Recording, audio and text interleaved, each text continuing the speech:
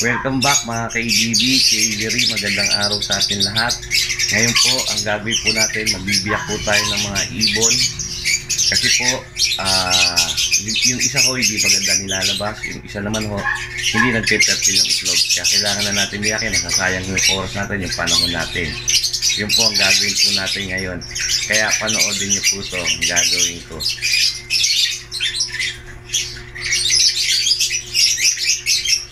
Okay guys, ito po, bibiyakin na ho natin to. Yan. Saka yan, parang pale palo po yan na blue, pale palo. Yung cock ho dyan, yung cock na yan, blue Ewing,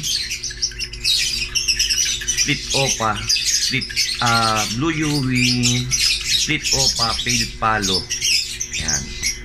Bibiyak na ho, tatanggalin na hula sa part na yan dahil ito po ay pale palo, na blue pale palo na hen. Ayan po, ito po yung na-stroke po natin, puro itlog lang yung ginagawa, hindi ko nagpe-fertile, kaya bibiyakin na ho natin to. Ayan, hanapan natin ang bagong partner, at ito po yung pa-partner po natin. Ito naman guys, ito rin ang ibibiyakin natin. Yan, isang green pale palo na hen, saka isang split green split opa split pale palo. Ayan, ito naman ang problema naman ho rito, hindi maganda nilalabas nilang anak. Proven po itong hen, proven po itong cock, pero hindi maganda yung nilalabas nilang hen.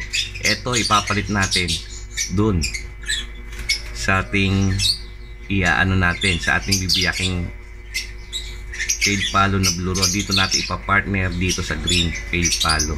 Ayan, yan po ang gagawin po natin mga KDB, K-Very, etong araw na to.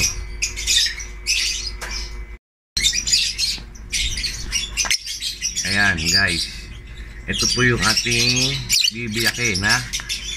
Ito pong green pale palo na hen, ipapartner po natin sa blue Ewing split opa pale palo. Parang visual ang gagawin natin dito. Yan po.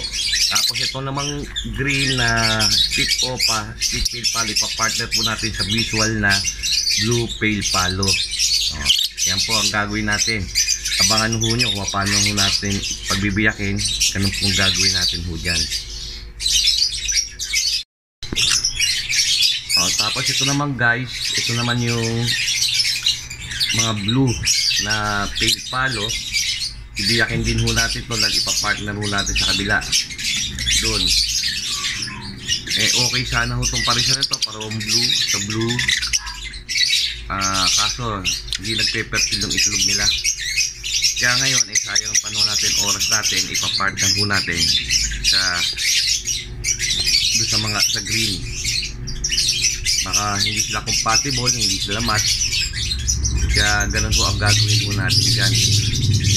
Sayang to, parang visual pa naman to. Ayan, parang visual yan Ayan. Ito naman kaya naman ang ginagawa to, gaya na sinabi ko, kasi kaya naman nagbibiyak tayo ng mga ibon na katulad nito dahil nga ilang clutch na hindi pa rin nagpe-fertile yung itlog. Kaya kailangan biyakin at parisan ng ibang partner.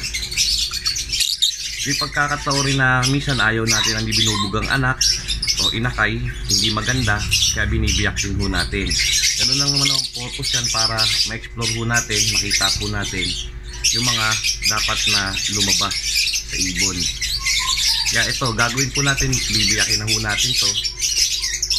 Pagkasamahin natin yung blue pale palo, blue Ewing split opa pale palo sa green.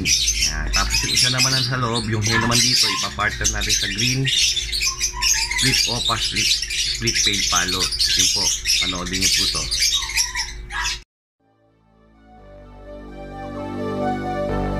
Fill me out with your smile, now the sunshine brings the light.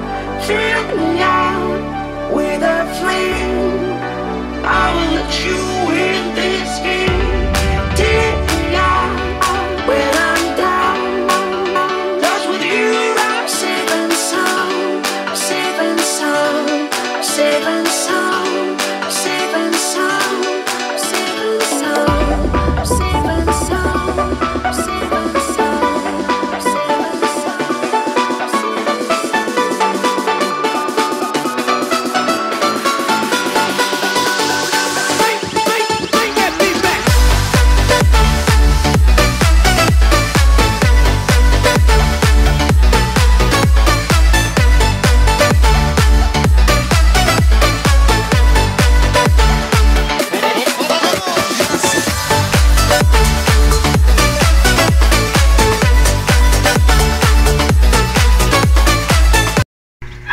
Okay guys, ito na ho yung Blue Ewing Split Opa Pale Palo.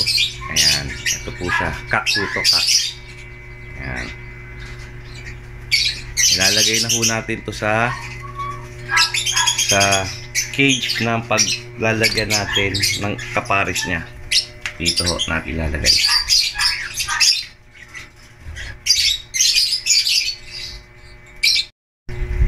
Okay guys, ito na ho yung green Pale Palo. Ayan.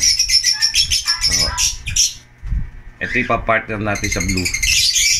Kasi yung mga anak nito hindi maganda nilalabas.